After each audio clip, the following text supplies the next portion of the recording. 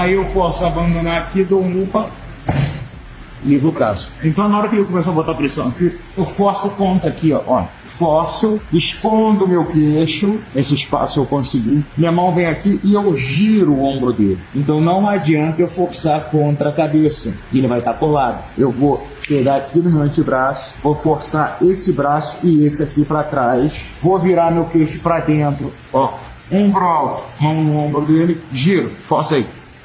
Olha o ombro na orelha aqui, ó. Aí ele vai desmontar, né? Vai dar arrochada. E aí que vai dar arrochada mesmo. Aonde que eu vou sobreviver? Aí ele vai estar forçando lá. Eu vou fazer um abdominalzinho. Eu vou subir as pernas aqui, ó. Vou subir as pernas e vou abraçar.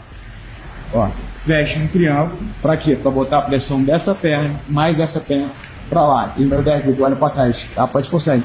Ah,